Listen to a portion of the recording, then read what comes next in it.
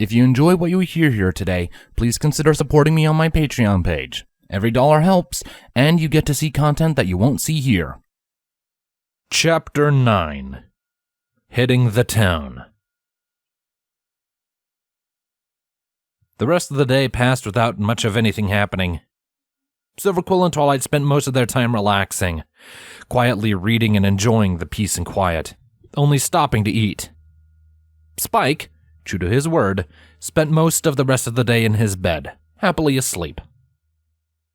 Silver turned in for the night at around 11. His eyes were drooping, and it got to the point that the words on the pages he was reading had started to blur together into an incomprehensible mess. This was usually the signal his brain sent him to tell him that it was time to hit the hay. And so he said his goodnights to Twilight, and went up to what he hoped would be a restful sleep. Unfortunately, his unconscious mind had other plans. He had the exact same dream as before. The dream of running through a forest, being unconsciously drawn to his clearing, and then falling face first into the water for no comprehensible reason. Silver's night was filled with troubled moans and restless tossing and turning. Not even the sound of the crickets chirping outside the window to his room was able to give him peace, as they always had done in the past. Despite this, he managed to sleep. It was a very fitful sleep, one that probably wouldn't amount to feeling well rested, but it was sleep all the same.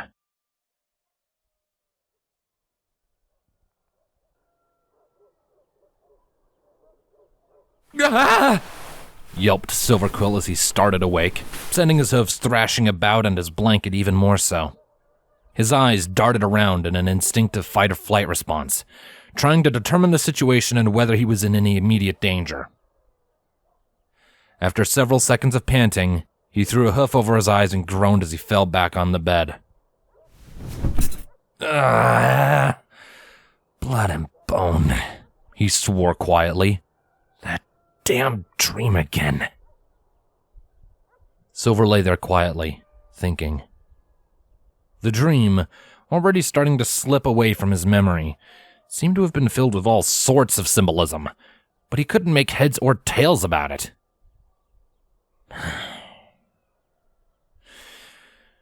Maybe I should see if I can find a book on psychology or on dream reading or something. I am in a library, he muttered to himself.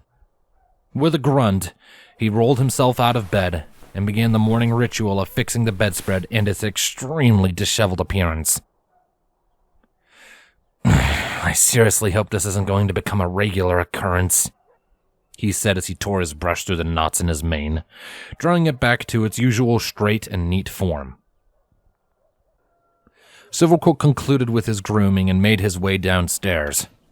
He didn't feel at all rested, but he knew that attempting to get some more sleep would be completely futile. Besides, it was already fairly late in the morning, and he didn't want to come across as lazy by waking up at 1 o'clock.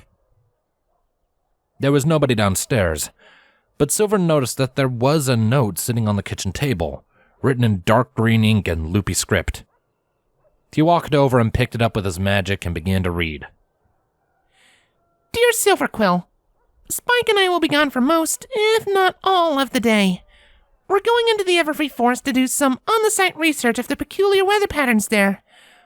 We're staying very near to the edge of the forest, so if you by any chance are going to worry, don't bother. We'll be perfectly fine. I know that you, as a fellow bibliophile, will be careful with the books, so I'm not going to bother reminding you to be. Feel free to take whatever you like out of the fridge and cupboards, and don't feel obligated to stay in the library if you feel like getting some fresh air. Sincerely, Twilight Sparkle and Spike Draconis. Silver Quill crumpled up the note and threw it in the trash bin. He looked lazily around. His gaze was met only by rows upon rows of tomes of all sizes and colors. He shrugged to himself half-heartedly. All right. I can spend a day alone, no problem. First things first, though, breakfast, he thought. Silver opened up the fridge and cupboard doors with his magic, pulling out milk and a bowl from the fridge as he browsed Twilight's stock of breakfast cereals. He decided on Raisin Grain, his mother's favorite cereal, and filled up the bowl. Once he topped the bowl of raisins and oats with milk, he sat down at the table and slowly ate. As he ate, he thought about what he was going to do. I could try to get some writing done, but I don't think it would amount to much. Maybe I'll just spend the rest of the morning reading, and then I'll take a walk around town or something. Silver nodded to himself and finished off the rest of his cereal. He took his bowl to the sink, cleaned it, then placed it on the dish rack to dry. With his morning hunger sated, he went over to the bookshelves labeled informational. After a bit of perusing, he came across a book that looked like it might fit his needs, entitled Dreams, the Window to the Mind and Soul.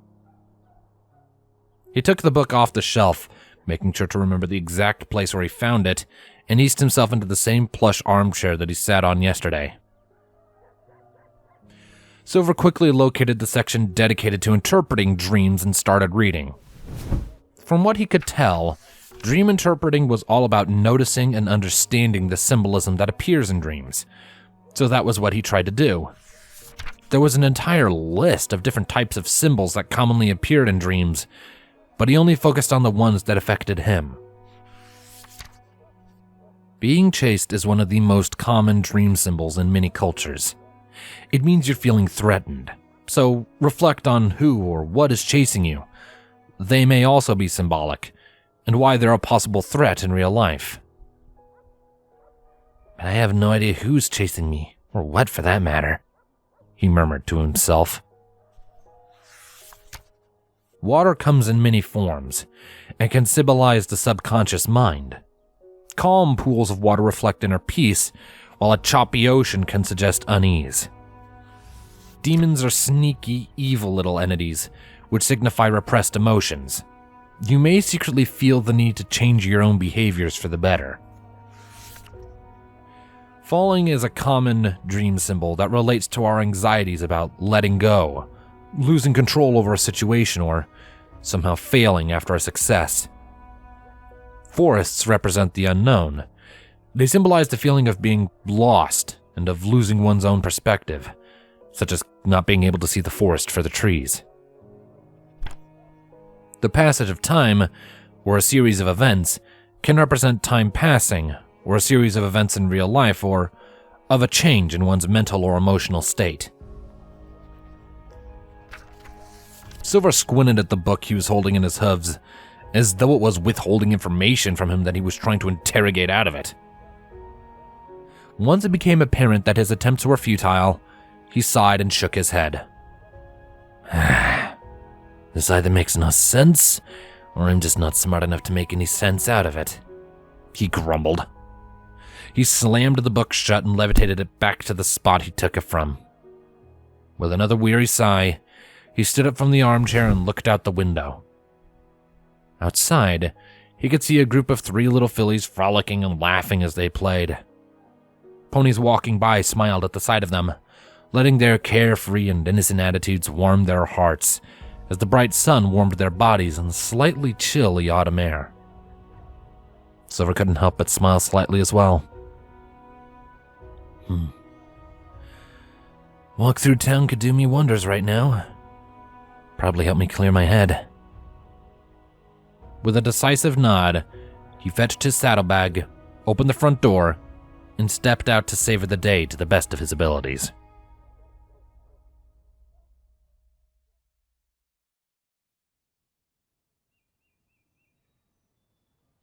Silver Quill shivered slightly as he stepped out of the magically heated library into the cool autumn air. He sighed contently, letting the cool breeze flow through his mane and coat, invigorating him with a new sense of wakefulness.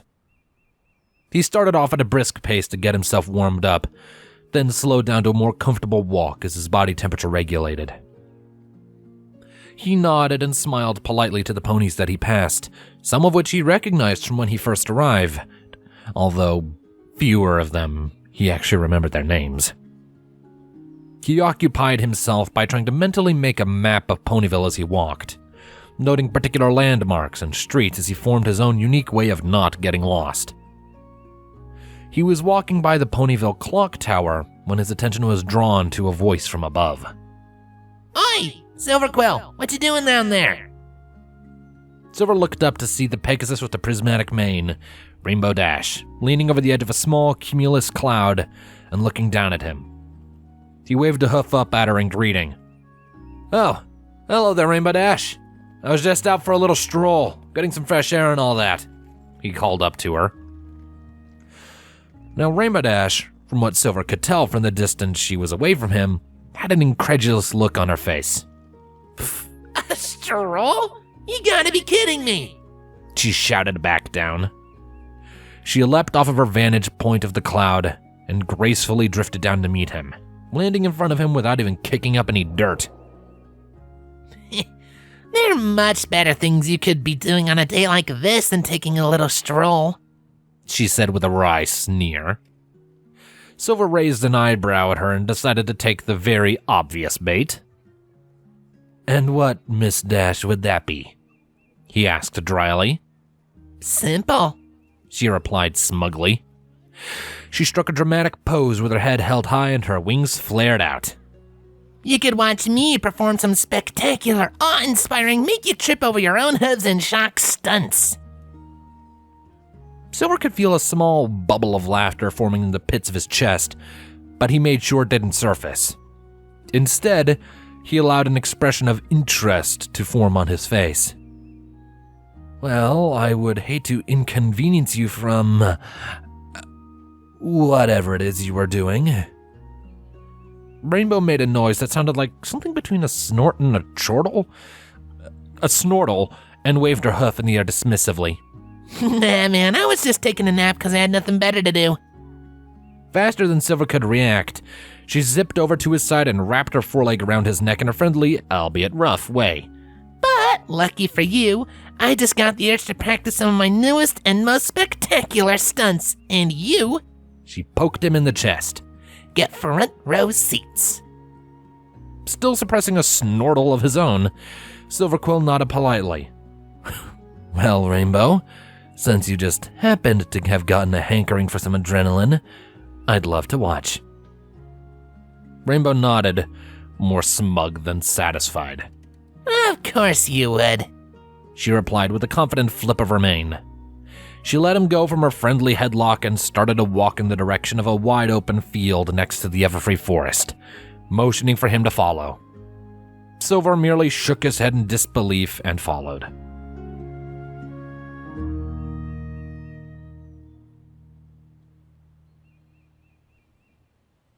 Rainbow Dash and Silver Quill stopped in the middle of a field they were standing in, sandwiched between Ponyville on one side and the forest on the other. Rainbow was casting an experienced eye to the sky and nodded. Yep, the conditions are perfect for my routine, she commented happily. Silver trotted up next to her and looked up at the small cumulus and cirrus clouds that dotted the wide expanse of blue. If you say so, Rainbow. Rainbow Dash set herself in a wide, almost predatory-looking stance with her head low and her wings flared for takeoff. Oh, I know so, bub. Now hold on to your horseshoes, because things are about to get awesome.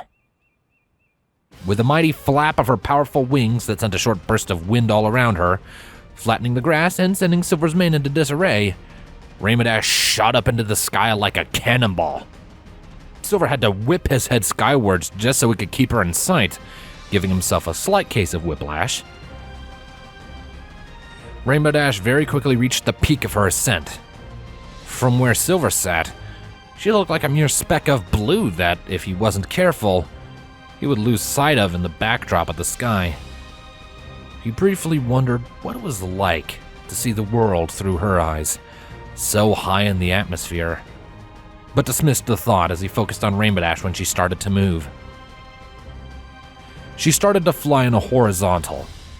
She started off slowly, although Silver suspected that the word slow held a bit of a different meaning for her than it did for him, and quickly began to pick up speed.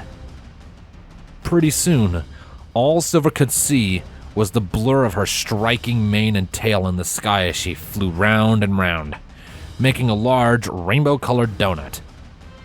All of a sudden, She broke away from the circle and flew off into the distance, leaving her rainbow-colored blur a short distance behind her as she went. Silver's eyes widened as he watched Rainbow perform an incredible display of flips and loops at a speed and angle that suggested such a thing just should not be possible. He watched in awe as she shot up into the large cloud floating right above him and completely obliterated it, sending puffs of white drifting off in every direction. He gasped as Rainbow did one last loop and plummeted towards the ground. She pressed her hooves in and angled her body so as to provide the least wind resistance as she sped downwards, and Silver got more and more nervous as she didn't make any effort to pull up. 150 meters away, Silver chewed his lip nervously. 120 meters away, he started to sweat. 90 meters away, he had to force himself to resist the urge to warn her, telling himself that the winner of the Best Young Flyers competition knew what she was doing. 70 meters. 50. 30. Rainbow Dash still hadn't made any effort to change course, and Silver Quill's hooves were making deep furrows in the dirt as he pawed the ground nervously. His eyes never left her speeding form as he mentally prayed that she really did know what she was doing. Silver's heart nearly stopped at when she was 10 meters away from becoming a rainbow-colored smear that Silver would have to explain to Twilight and, most likely, the authorities later. But Rainbow Dash, going against all known laws of physics, pulled off the impossible. She flared open her wings, catching the full brunt of her fall with them. Silver, even though he didn't have any wings, winced. That much force on the wing joints of most Pegasi would be more than enough to tear them clean out of their sockets. Good thing Rainbow Dash wasn't most Pegasi. She pulled off an instantaneous 90-degree turn as she changed direction, now flying horizontal to the ground and flying in his direction. Silver let go a breath he didn't realize he had been holding. The speck that was Rainbow Dash rapidly grew in size as she got closer and closer to his position. Silver watched in awe as she zoomed past overhead, faster than his eyes or his head could follow. He could hear a sort of screaming, whistling sound coming from her, tearing through the air at speeds most ponies could only dream of reaching. Rainbow continued horizontal to the ground for a few more seconds, then pulled up and flew back off into the sky. She flew up and backwards, angling herself into a wide loop. Then she started the descent of the loop. She twisted her body and started to spin at dizzying speeds. The rainbow trail she was leaving started to spiral behind her. She continued this until she got close enough to the ground, where she opened her wings to slow her descent, and landed gently a few hoof steps away from Silver Quill. She looked at him expectantly, with an eyebrow raised, but Silver Quill sat in silence. Finally, he shook his head and cleared his throat. Well, Rainbow Dash, when you say something is about to be awesome... He looked up at the sky and at the clouds lazily drifting by, as though the dazzling display that had just happened right next to him meant nothing, then back down at her. You certainly mean it. Rainbow Dash broke into a wide grin as she trotted over and hoofed him in the shoulder. Ha! You know it.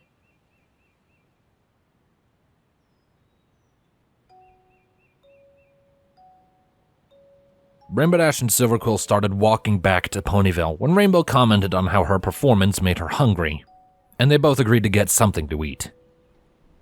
Silver Quill listened as she rambled on and on about which Wonderbolt was, in her opinion, the best. Strangely enough, that honor jumped from one member to another as she spoke of them. Eventually, she just threw her hooves in the air in exasperation. Gah! I just can't decide which one I like more. They're all just so cool, she cried. Silver chuckled and nodded his head knowingly.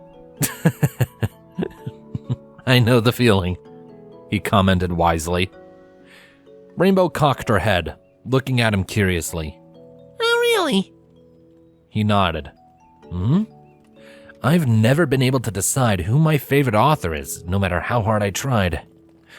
On one hoof, Velvet Word writes some of the most gorgeous sentences I have ever seen. On the other hoof, Dreamweaver writes the most riveting stories, and on yet another hoof, Jade Redmayne is the unofficial master of the fantasy genre. Rainbow Dash blinked several times, not quite sure what to say.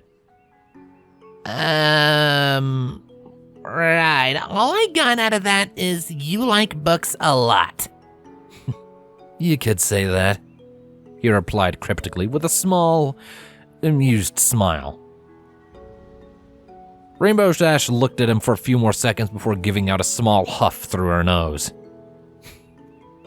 Has anybody ever told you that you're kind of weird? She deadpanned at him.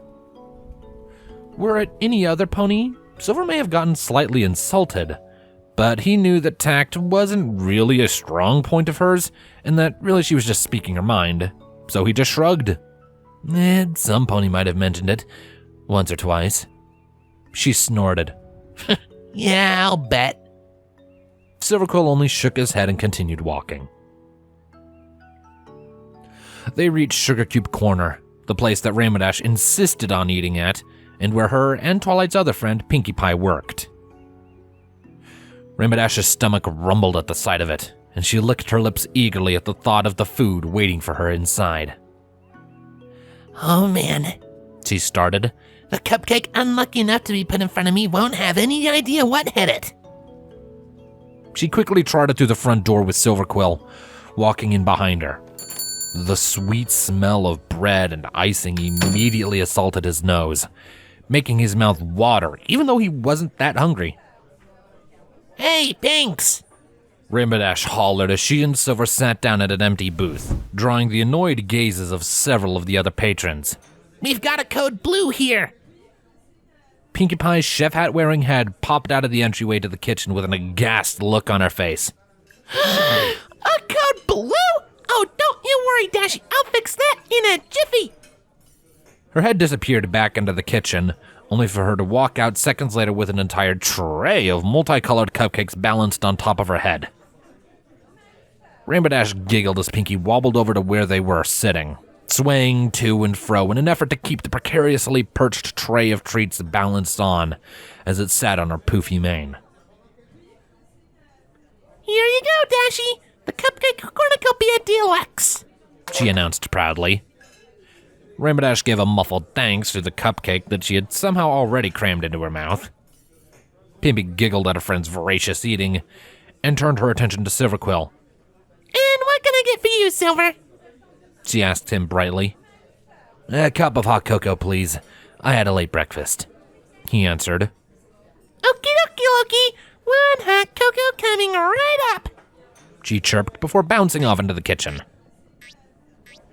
Silver turned back to Rainbow Dash, who was in the process of stuffing another cupcake into her mouth, before she even had the chance to fully swallow the first one, with crumbs flying out as she chewed. She even eats fast, Silver thought to himself. She noticed him watching her voracious eating and gave him a cheeky grin. Silver only chuckled and shook his head in mock despair. So, he began, hoping to encourage Rainbow Dash to slow down before she choked by starting a conversation. What's a code blue? Rainbow Dash gave a mighty swallow and a light laugh. Oh, that's just our code word for I'm so hungry I could eat a horse, so you better feed me before I do. It's just something silly we made up for laughs. I guess that makes sense. Silver's attention was drawn to Pinkie Pie walking over to their booths with a tray holding a steaming mug resting on her head. Here's your cocoa, she said as she dipped her head and slid the tray onto the table. Silver took the mug in his gray telekinetic aura and took a sip from it, relishing the warmth of it sliding down his throat. Thank you, Pinkie. You definitely know how to make a mean cup of cocoa. Pinkie giggled as she grabbed the tray in between her teeth. Thanks, she chirped, her voice slightly muffled by the tray in her mouth. She quickly flipped her head to the side, sending the tray flying into the air, where it flipped once and fell back down onto her poofy-maned head. Hey, Pinks, why don't you sit down with us? Rainbow suggested with a smile. Pinky smiled gratefully, but shook her head. I'd love to, Dashy, but I gotta work. Them cakes aren't gonna bake themselves. Her face turned contemplative for a moment. Wait, what if they could? She chewed on her lip thoughtfully for a moment, no doubt concocting some crazy scheme to see if it really was possible to get a cake to bake itself, then brightened as her focus returned to Silver Quill and Rainbow Dash. Yeah, sorry guys, but duty calls. Maybe some other time, huh? Before Rainbow Dash or Silver Quill could answer, a voice came from behind the counter where a short, plump light blue mare stood. Oh, don't worry about that, Pinky. She called in a kindly, motherly voice. Go on and sit with your friends. We can hold down the fort by ourselves for a while. Pinky's face lit up, and she quickly bolted back to the counter to unload her tray and chef's hat. Thanks a bunch, Mrs. Cake, she said before rushing back to their booth. She quickly shoved Silver aside and deposited herself next to him with an excited grin. So, she chirped, what have you ponies been up to? Silver Quill sat back as he listened to the two mares talk, occasionally contributing a sentence or two. He sipped at the cocoa with a smile on his face as he felt a warm sensation blossom deep from within his belly, and not because of the hot cocoa. I think I'm beginning to understand what you were talking about now, Mother. I only wish you were here with me to see it.